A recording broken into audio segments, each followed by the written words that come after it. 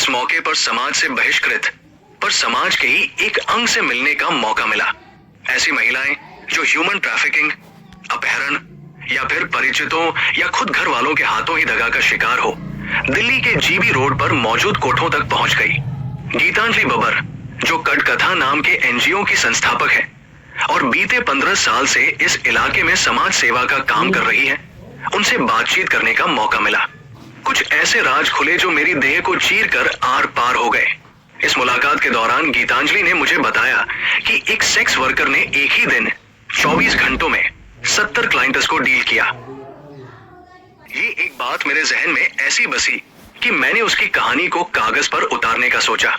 यहां मैं आपसे साझा कर रही हूं ये दर्दनाक वाकया।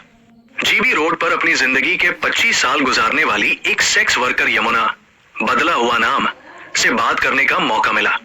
यमुना ने जीबी रोड की अपनी आप बीती सुनाई। वो मेरी रूह की नींव के आखिरी पत्थर तक को चोट दे गई।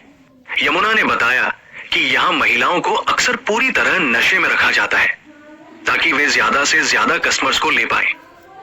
यहाँ मैं आपको यमुना की जुबानी ही उसकी कहानी सुना रही हूँ। नाम यमुना, बदला हुआ नाम, उम्र 35 साल काम। न पूछो तो बेहतर, आज से 22 साल पहले वो गहरी काली रात थी। मैंने कई बार आंखें जोर से खोली और बंद की। अपने ही मुंह पर थप्पड़ जड़े, पर नहीं महसूस नहीं रही थी। वहां चारों ओर घुप सन्नाटा पसरा था।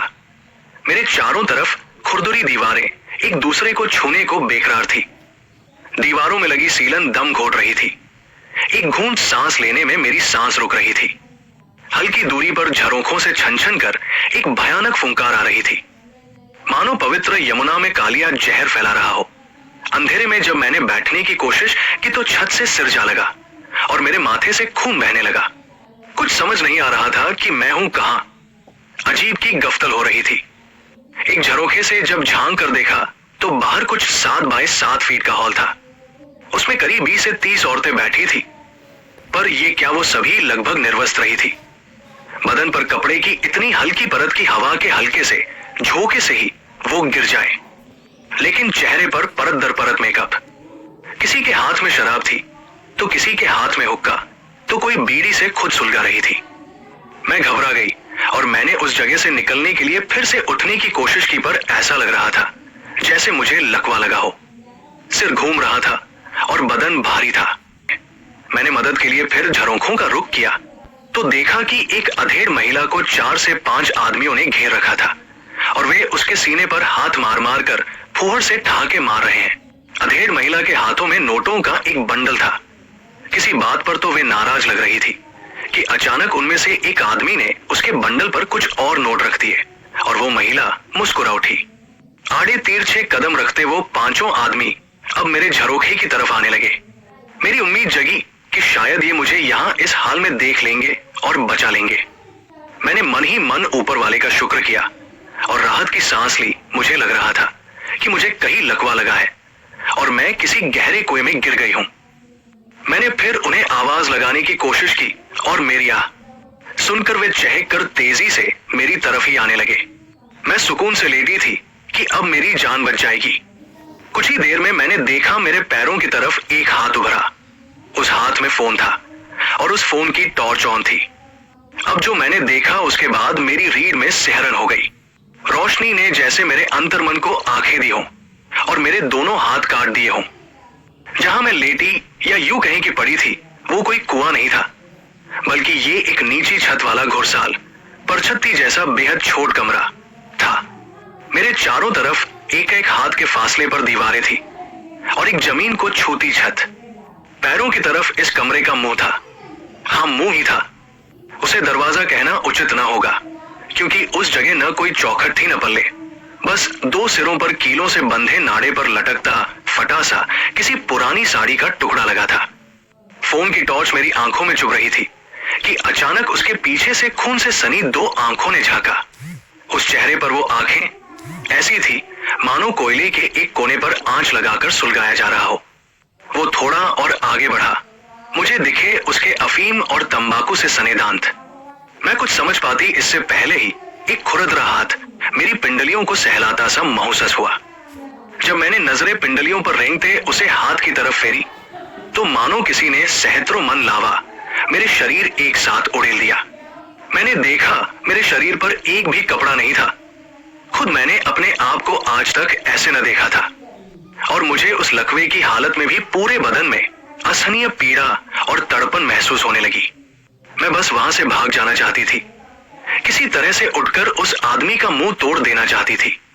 लेकिन मैं कर पाई तो सिर्फ गिनती 1, 2, 3, 4, 20, 21, 30, 50 और शायद 70।